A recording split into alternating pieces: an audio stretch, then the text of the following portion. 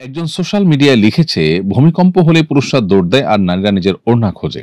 এরকম দুর্যোগ মুহূর্তে ওড়না ছাড়া বেরোলে গুনাহ হবে কিনা, শরীয়ত এক্ষেত্রে নির্দেশনা কি দেয়? প্রথম কথা হলো যে যে বা যারা সোশ্যাল মিডিয়াতে এই ধরনের কথা লিখছেন যে ভূমিকম্প হলে পুরুষরা দৌড় দেয় আর নারীরা ওড়না খোঁজে, এখানে নারীদের ওড়নার কারণে তারা কিছুটা পিছিয়ে আছে এরকম একটি ধারণা হয়তো তারা দেওয়ার চেষ্টা করছেন, জ্ঞাতসারে কিংবা নিজের অজান্তে। আমি বিনয়ের সাথে তাদেরকে প্রশ্ন রাখতে চাই, কোন পুরুষ যদি ভূমিকম্প যে মুহূর্তে আঁচ করেছেন, টের পেয়েছেন, ওই সময় তিনি যদি হাফ প্যান্ট পরা থাকেন কিংবা শুধুমাত্র আন্ডারওয়্যার পরা থাকেন, তিনি কি লুঙ্গি বা প্যান্ট কিছু একটা পরে তারপর দৌড় দিতে চাইবেন না? সেক্ষেত্রে তার এই যে একটা লুঙ্গি বা প্যান্ট কিছু একটা পরে অন্তত তাকে দৌড় দিতে হচ্ছে, এটাকে তিনি কি আসামের কাঠগড়ায় দাঁড় করাবেন?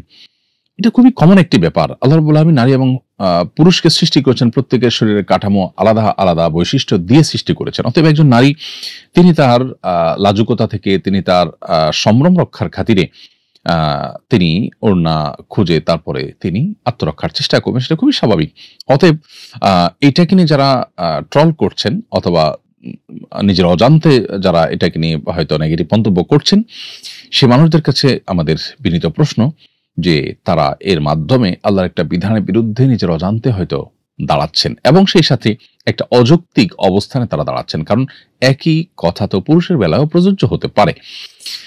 আর পাশাপাশি আরেকটি গুরুত্বপূর্ণ বিষয় হলো, ভূমিকম্প হলে বিশেষজ্ঞরা বলছেন দৌড় দেয়া নয়।